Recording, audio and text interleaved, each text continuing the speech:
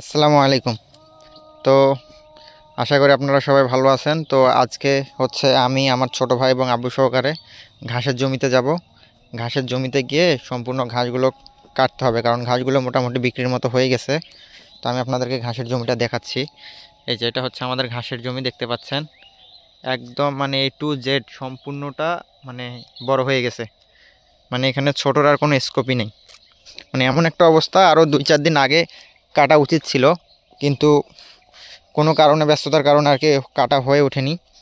তো দেখতে পাচ্ছেন ঘাসের একেবারে একদম এই যে ফার্স্ট থেকে একদম এই লাস্ট পর্যন্ত একদম এক সমান।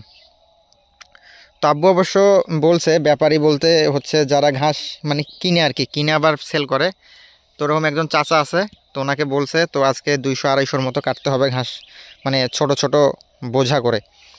তো ঘাস আমরা কেটে সব কমপ্লিট করে রাখবো, উনি সকালবেলা এসে নিয়ে যাবে। তো অনেকগুলো ঘাস তো দেখতেই পাচ্ছেন, একদম মনে হচ্ছে আকাশে উঠে গেছে। এখানে কিছু অবশ্য দেশি ঘাসও আছে অবশ্য। তো দেখতে পাচ্ছেন ঘাস মোটামুটি কাটার উপযুক্ত হয়ে গেছে, তো ঘাস এখন কাটবো। আর এই পাশের যে জমিটা আছে এটা হচ্ছে এক ভাইয়ের। তো ওই ভাই দেখতে পাচ্ছেন গোবর সার দিছে, এরও ঘাস প্রায় শেষের দিকে। তো নিচের যে ঘাসটা আছে, ঘাসের মধ্যে যে ছোট ঘাসটা আছে মানে চাষের ঘাস ছাড়া, ওটা হচ্ছে আপনার পরিষ্কার করা লাগে, কিন্তু এ পরিষ্কার করে নেই, না করাতেই সার দিয়ে দিছে অবশ্য। তবুও ঘাস বড় হবে, কিন্তু কথা হচ্ছে পরিষ্কার করে দিলে জিনিসটা ভালো হয়। তো এই যে আমাদের যে হাইব্রিড ঘাসগুলো দেখতেছেন, এটার নিচেও প্রচুর পরিমাণে বাড়তি যে ছোট ছোট ঘাসগুলো আছে এগুলো হয়ে গেছে। তো আমাদের সম্পূর্ণ ঘাস কাটার পর এগুলো সব মানে পরিষ্কার করতে হবে, আগাছা থেকে শুরু করে ছোট ছোট যে ঘাসগুলো আছে সব পরিষ্কার করতে হবে। পরিষ্কার করার পরে গোবর সার, ডিআইবি, ইউরিয়া, মানে যে সমস্ত সার দেওয়া প্রয়োজন সব সারগুলো দেওয়া লাগবে। তো সেই ভিডিওটা আপনারা নেক্সটে পাবেন। তো সার দিয়ে তারপর মনে করেন একটু পানি টানি দিলে আবার 1-1.5 মাসের মধ্যে এরকম কাটার উপযুক্ত হয়ে যাবে। আর আমরা গরুকে যেগুলো ঘাস খাওয়াই সেটার জন্য আলাদা জমি আছে অবশ্য, সেখানে মোটামুটি ঘাস আছে, ওগুলা দিয়ে আর কি গরুকে খাওয়ানো হয়। তো এই যে ছোটো ভাই চলে আসছে, ও ঘাস কাটতেছে, এই যে ও ঘাস কাটতেছে।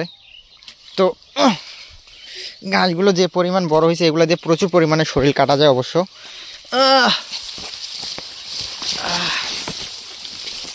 যে দেখতে পাচ্ছেন ঘাসগুলো কি পরিমাণ লম্বা হয়ে গেছে। এগুলো অবশ্য আরও 5-7 দিন আগে কাটা উচিত ছিল, কিন্তু ব্যস্ততার কারণে কাটা হয়নি। তাই ছোটো ভাই ঘাস কাটতেছে।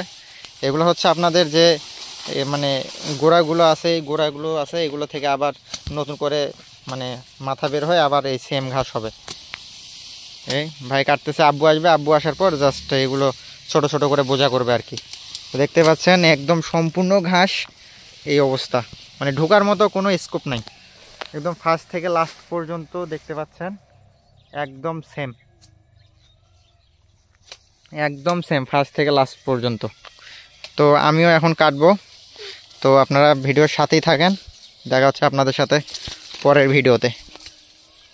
সবাই ভালো থাকবেন, সুস্থ থাকবেন, আল্লাহ হাফেজ।